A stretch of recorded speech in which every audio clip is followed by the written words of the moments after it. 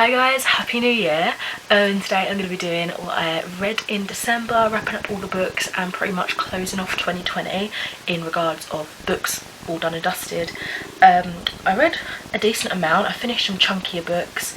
I did some buddy reads. This was the year that I've officially done like my first 3 buddy reads, I think, so it was really good for that.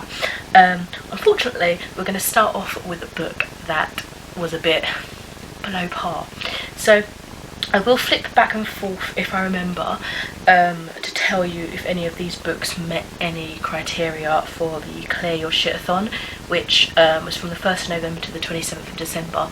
I did finish another book like the day after that, but I still counted it because I was partway through it anyway and thought I might as well just tick it off. So the first book I read was Me and Elle and the Dying Girl by Jessie Andrews. This is a slightly older book. It came out on the 1st of March 2012. It's YA contemporary, published by Allen and Irwin. And this one is something that quite a few people have read in the past. I don't tend to read contemporary too often, so I always kind of go in with a little bit of pinch of salt just because it's not my usual genre. This one, unfortunately, I gave a 2 stars. It is about Earl, me, who is me, Greg, who is me, and the dying girl, I can't even remember her name, Rachel I think it is. She's stepping on my stuff. Yeah, basically Greg's mum tells him that he has to make friends with Rachel, who's got leukemia, and kind of forces the friendship to brew. Greg is a bit of a weird character. He's friends with Earl. They're a bit of like a opposite duo. They're very like, you wonder why they're friends. They've got like nothing in relation to each other, but they enjoy making like these homemade films and stuff. But yeah, it's just this awkward relationship where this forced friendship is thrust upon him to befriend a girl who's dying, and he's not really into it, and then he makes some really like careless throwaway comments and stuff, and it's an awkward story. It kind of gave me Ned's Declassified School Survival Guide, which is a TV show I used to love on Nickelodeon when I was younger. It was a quick read, very fast paced. I flew through it quite fast, and it did get a few chuckles out of me, but it is very self-deprecating, and if the character is saying there's no point explaining this, or there's no point going into depth because you're not going to finish this book because it's so crap, it's going to make me not want to finish this book, if you know what I mean. Like, constantly having that reading like thrown in your face all the time, it's like, well, what's the point of reading it then? I feel like I'm gonna have to keep getting up because Elsa wants to come in, and then she realises I'm not doing anything exciting, and then she wants to go back out, but I have to keep the door shut because my boyfriend's on his game in the living room and it's kind of loud. Anyway, I generally thought it was very like silly, especially in regards to our main character. He was just annoying to read from, and I know he's like 15 or whatever, and he's just like, that's the point, like he's awkward and kind of rude. There she goes again. But yeah, I just didn't really vibe with him or anything really. I think I would have preferred this if it had a little more heart in it, and he does tell you in the beginning this isn't going to be one of those heartwarming stories where they fall in love just before she passes away or anything like that, but it just was too blasé, is that the word? Too cold, and like pointlessly making fun of the fact that this girl is going to die, and the humour, it really wasn't overall for me. It was just a bit like, I didn't really know what the point of it was. So yeah, 2 stars unfortunately. I will be giving this away or getting rid of it. Luckily I didn't spend too much on it. It was in like a library book sale, that's why it's got that shiny cover. But yeah, this wasn't for me. I might check out the film eventually, but I don't really care either way.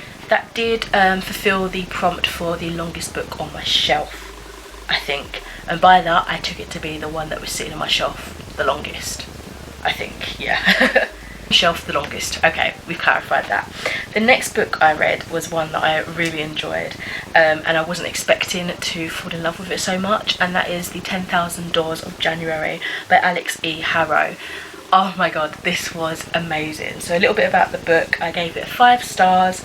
It released on the 10th of September 2019, so it's relatively a new release. It's fantasy, sci-fi, historical, and I would class it as YA, and it's published by Orbit. I saw so much love about this, but I wasn't sure if it was going to be like literal doors or through stories. So Let me read you the synopsis because I feel like it might explain it a little bit better. In a sprawling mansion filled with peculiar treasures, January Scalar is a curiosity herself. As the ward of the wealthy Mr. Locke, she feels little different from the artefacts that decorate the halls, carefully maintained, largely ignored, and utterly out of place. But her quiet existence is shattered when she stumbles across a strange book, a book that carries the scent of other worlds and tells a tale of secret doors of love, adventure, and danger. Each page reveals more impossible truths about the world, and January discovers a story increasingly entwined with her own. According to January Scalar, there's only one way to run away from your own story, and that's to sneak into someone else's. So it is a book about books in a way, but there's more to it. Like, the doors in here are very mystical and interesting and magical and amazing. I absolutely adored the concept and actual execution of a story within a story, and how that connected with our main character as things unravelled and made more sense. It was like, oh, okay, that is piecing together quite in a way that I wasn't expecting, and I'm loving it. January herself was an amazing character to follow. I really adored her point of view. I thought she was quite funny. I loved how she kind of interjected thoughts and feelings around the discovery of this book, and then as she became to realise that things were kind of pointing at her, it was just a very cool experience. I found the writing itself to be very beautifully and cleverly crafted. It was very like lyrical, but because of our narrator and the tone of voice that she has, it also had this like sarcastic edge to it that I absolutely loved. I thought it worked really, really well. It almost felt like fourth wall breaking, because she's reading this story, but then she's also recounting to you her story, and it is kind of like she's speaking to you as the reader. So I really just loved everything about this book. It was amazing, magical. If you like portal magic, I'm just going to say, like, this is probably going to be one that you adore. It's recently a genre that I've sort of fallen in love with, or a sub-genre that I've fallen in love with. Yes, I do like portal magic. So yeah, I'd highly recommend this. I absolutely love this book. Next up, I finished the behemoth that is To Sleep in a Sea of Stars by Christopher Paolini. This is his new release. It came out on the 15th of September 2020, sci-fi adult, and it is published by Tor. So I've already got a full review on this, spoiler free, so if you are interested, it matches my bed covers. If you are interested, I've got the link for that in the cards for you up above. Oh, just quickly interjecting, the 10,000 Doors of January filled the prompt for, if I can find it, free choice, and To Sleep in a Sea of Stars was for intimidating book. No surprises there. The next book I read was for the prompt of with an animal, like a book with an animal, and that was Teen Titans Raven. This is by Cami Garcia and Gabrielle Piccolo. This is like a graphic novel, and it's like a reimagining of the Teen Titans series. Yeah, I'll tell you a little bit about it in a second, but just so you know, I gave it 3 stars. It released last year, 2019 that is, and it's like reimaginings, urban fantasy, YA I'd say, and it's published by DC Comics Inc. I don't know if that's incorporated or actual ink. So this one sees Raven as a teenage girl. She's in the care system, and her foster mum dies at the very beginning of the book, quite tragically, in a car accident that Raven is in as well. She then goes to live with her mum's sister, so yeah, it's like a foster aunt, but then she becomes her mother sort of thing, because then yeah, she refers to what would be her cousin as her sister, if that makes sense. So she goes to move in with her foster mum's sister and daughter, and she kind of has this memory loss blimp, like I think car accident caused it, and she's trying to figure out why there's this darkness brewing up in her, what's going on, why is she showing like these weird powers and stuff, and her family know more than she does, because I think they were on the cusp of figuring it all out just before everything went pear-shaped in the beginning. So this one, as I say, I gave 3 stars. I actually really liked seeing a more emotional interpretation of Raven. I'd say she's one of my favourites, or is my favourite Teen Titan character, and I liked getting to explore a sort of slightly different aspect of her. or one that I'm not used to seeing. The colour palette of this is absolutely gorgeous. I love the art style. It really carries through her purple kind of vibe. So you have splashes of purple, and depending on the scene, splashes of like red and other tones like that, a bit more brighter in that aspect.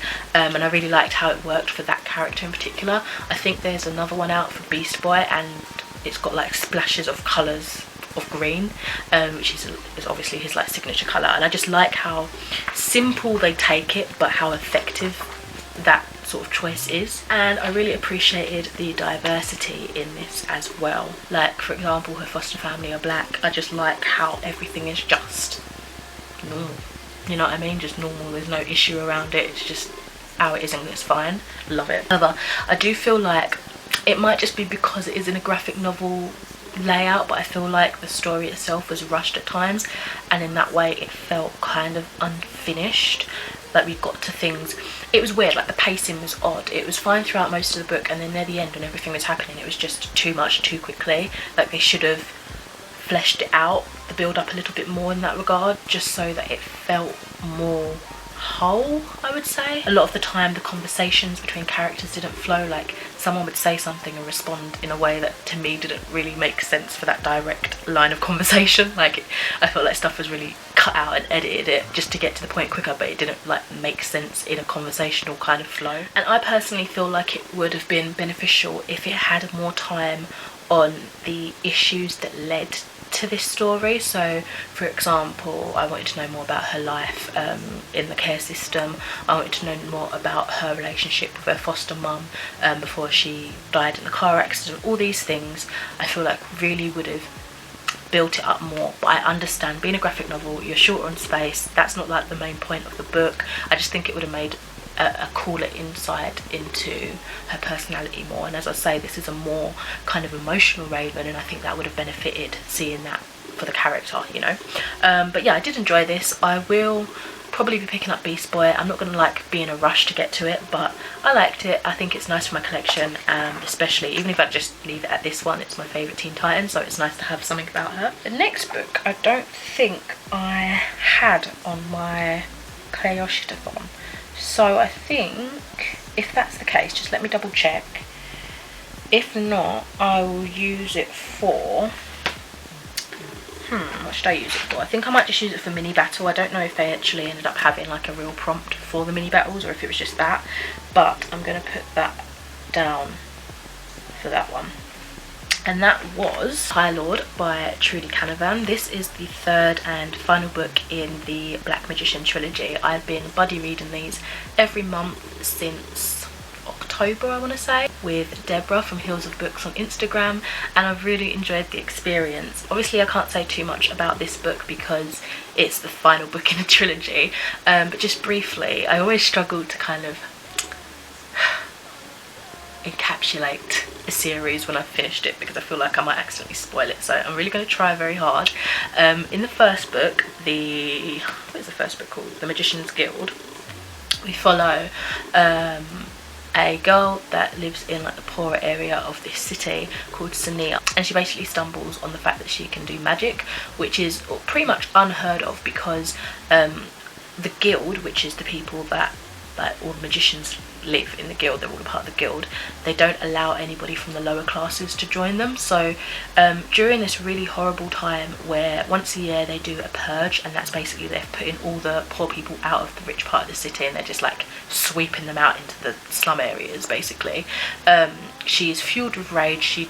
She's with a group of friends and they just can't believe, they're just annoyed by the injustice of it, and she throws a stone that goes through the protective force field of the magicians, which alerts them that there's someone with magic.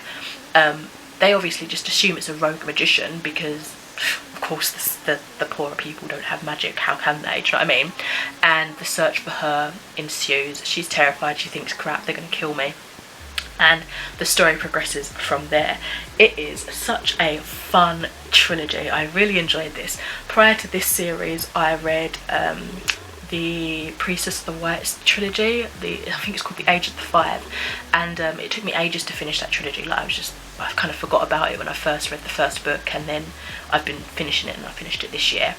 And so I loved going straight into this one just to see how it contrasts. I think I might prefer The Age of the White trilogy. I think that's a slightly later book that she read. I think this might have been the first set of books that she did, but this was so much fun. So for this book in particular, I gave a 4 out of 5 stars. This is my favourite of the Black Magician trilogy. I really enjoyed this one and how it concluded. It's released in 2004, high fantasy, adult, and it's released by Orbit. So I was so happy to finally learn about the Black Magician, which is the name of the trilogy, but you don't really see a lot of that, of the actual magic and the use of black magic until this book, and I finally was so happy and excited to learn about it because it was just alluded to so much and I just wanted to see it in action. I think the characters and the plot really excelled in this one. I was honestly hooked at every moment, wanting to know, like wanting to read faster to get to the next thing, and then the next thing, and it was just like, oh, I just couldn't read as quick as I needed to. This is honestly the epic high that I was craving throughout the whole trilogy. Like, I really enjoyed the trilogy, but I just felt like it was lacking a little bit, but this gave me what I was after. It gave me that buzz, and I do think that it was a really satisfying ending. Like, it delivered it really well. However, I would say the romance kind of came out of nowhere. I wasn't expecting that. I kind of didn't like it. I mean, I've accepted it now, but there was another romance line I much preferred that was sort of brought up in book 2, and I would have much preferred that avenue. But this one, it just kind of came out of nowhere. I can kind of understand how it would have worked because of the situation, but still it was just like all of a sudden that was a thing, and I was like, okay. My friend Deborah, who was reading this with me, kind of thought the same thing as well. She was like, okay, well that came out of nowhere. And by the end I really enjoyed it, as I say, but I would have liked to have seen how Sonia established herself. I'm not going to go into any details about what I mean for that. There is like a little time jump, and I usually hate that, but I don't think this was as big a jump as others have done, and it wasn't as non-satisfying. I just would have liked to have seen how she got to where she was, like what the battles were like in terms of with other magicians and stuff to get to that point, because it's something that I would have seen as possibly problematic because of her background. And I don't necessarily just mean her being a poor person, which they're kind of over at this point, but like everything that she goes through, what she teaches herself, what she learns, what she does. I would have thought there would have been more rivalry and more challenge to the decision of what happened at the end, but I loved it.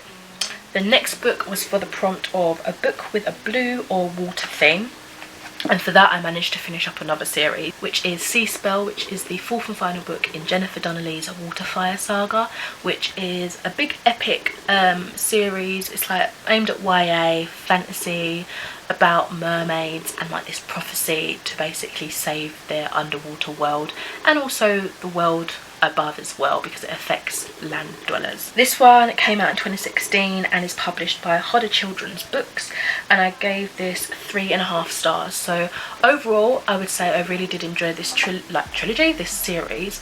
It was a fun one. It was one that again I started up trying to finish up this year, because I sort of fell off the reading for this series for a good few years and then finally came back into it. And obviously I can't speak too much about it, but I've given you just the briefest kind of synopsis for the whole series. A lot of people say, I always say this because it kind of does make sense, it's like Percy Jackson but with mermaids. So if you are a fan of Percy Jackson, and I guess myth in that way, because it talks about Atlantis and the authors kind of made this myth around it, then I think you might enjoy this. Definitely had a very satisfying conclusion. I was happy with how everything came out to play. Enjoyed seeing how the characters, prophecy, plot, battles were carried out, and like where the direction that it went in. And just overall it's a very fun and action-packed story about friendship, loyalties, and just saving the world, which I really, it was a good time. I will say though, there were some loose strands that I feel like came together at the end a bit too conveniently. A lot of the time I was like, okay, so what about that part, or what about that person that I haven't seen in a while, and then all of a sudden it was sorted out and I was like, that's just a bit too like Pretty Little Bow tied on top, do you know what I mean? But nevertheless, this was a fun series and I'm glad to have finished it. And the last book that I read was for the prompt of magical book, and unfortunately it's one that I was pretty disappointed in. I thought I was going to really love this one, and now I'm a little bit more undecided about if I want to read the sequel or not. And that is The Gospel of Loki by Joanne M. Harris. This came out in 2014. It's like adult fantasy, published by Orion Books. Is it Orion or Orion? I feel like I would say Orion. This one, unfortunately, I gave a 2 stars. So this is following Loki, who in Norse mythology is the god of trickery. He's a trickster god. He goes by many different names, but basically, if you like Marvel, you kind of know who Loki is. But there's more to him. There's more mythology and legend to Norse mythology. It's not just Loki and Thor and them as superheroes and supervillains. Like, there's a lot more, and this kind of goes into it. Basically, Loki is your narrator, and he is basically talking about his life from his perspective, from the beginning to the end, all the different kind of main stories that people know about Asgard, and you know, all the big players in Norse mythology in terms of the gods and stuff and the demons, and he's just recounting it and how he kind of ultimately gets betrayed, so to speak, and it goes all the way up to Ragnarok. So I did enjoy the Ragnarok battle, but that was pretty much it, and that was like right at the very end of the book, and it's probably the only reason why I gave it 2 stars rather than 1 star. This interpretation of Loki for me just felt super irritating and not in a good way, and it's funny to say because obviously he's the trickster god, so you would have imagined that he'd be annoying and irritating.